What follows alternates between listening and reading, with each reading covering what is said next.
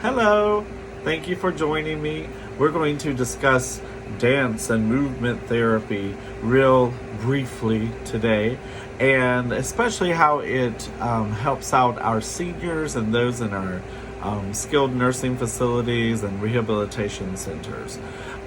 Dancing and movement itself is it's a duality. It's connected.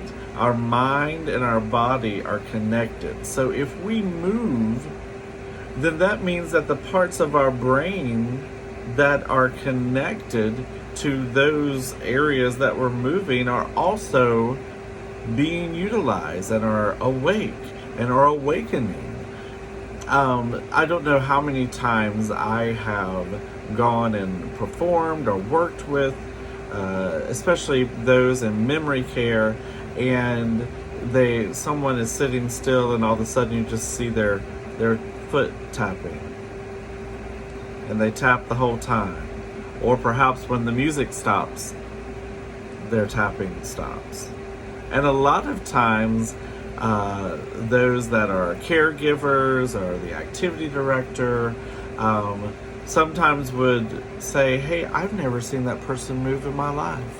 Or the opposite. I've also had people say, I've never seen that person actually sit down. It's because the music was something that they remembered or something that they enjoyed. And as we all know, feelings and emotions are connected to memories. So are movements. Certain movements can be connected to emotions or invoke emotions, which invoke memories. So working with those in memory care, specifically, movement therapy or therapeutic movement can really be beneficial for them. Keeping on that line of memory care or working cognitive through movement, some things to remember is the type of music that you're using and the type of movement that's being produced from following it. Is it a rhythmic movement? Is somebody clapping their hands? You're working on motor skills with that? Are you asking people to punch the air and move like in an aerobics type way? If so, that can move parts of their bodies and keep their body parts moving that might just sit still, that they might have pain, so they can just slowly move their wrist.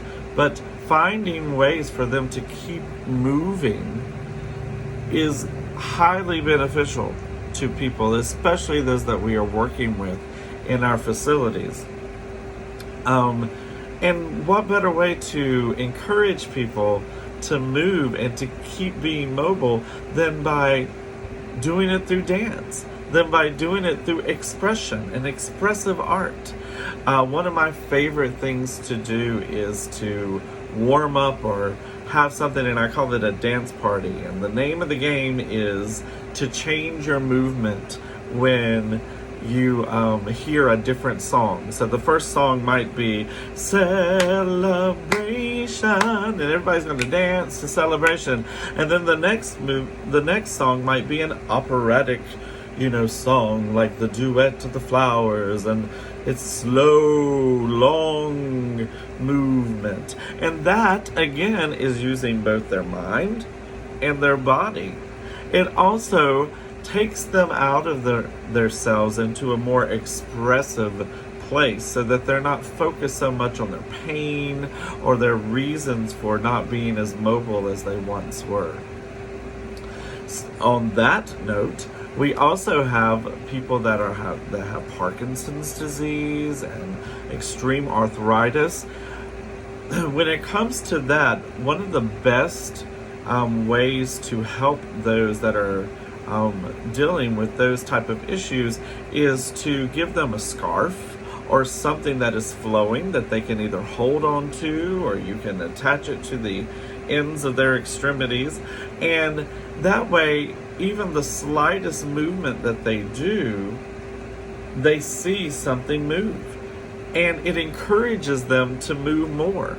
Because if someone has Parkinson's or has a type of arthritis or a type of disability that is causing them not to be able to move their arms or their limbs as much as they used to, seeing that just the slightest movement can cause a big reaction is encouraging to them. So many music therapists and dance therapists are finding a lot of success with using things like scarves and things that can really show that their movement has purpose and their movement causes a larger movement, and it's encouraging them to continue to move even if it's just the slightest movement, because they see a big reaction because of their movement.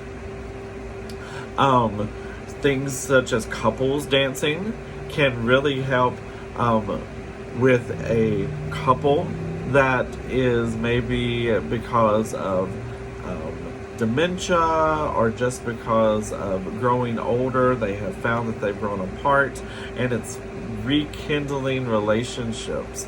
It brings back music that they once enjoyed together, and they are still moving together as one.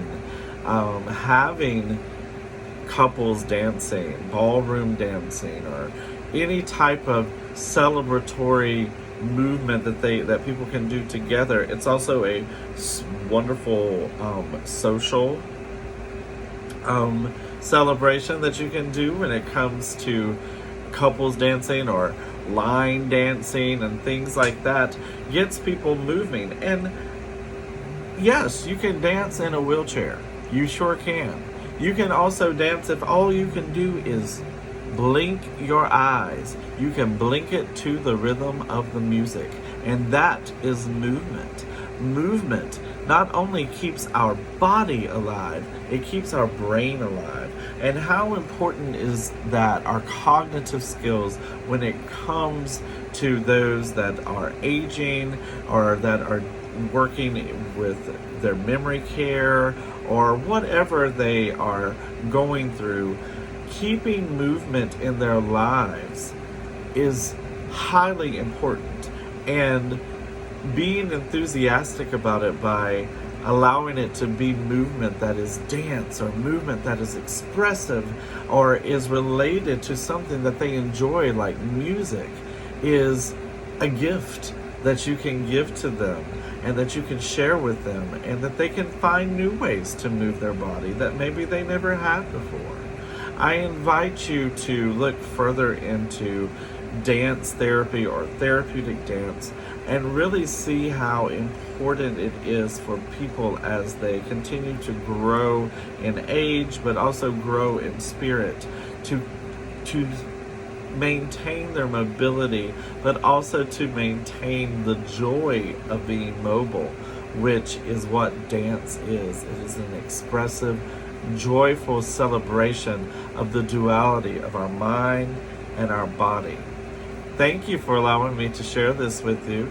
There's a lot more that we could talk about when it comes to therapeutic dance and dance therapy, but I hope that just these few little details really keeps things open for you and allows you to further explore the world of dance and how to use it with your residents and those that you're working with. Thank you.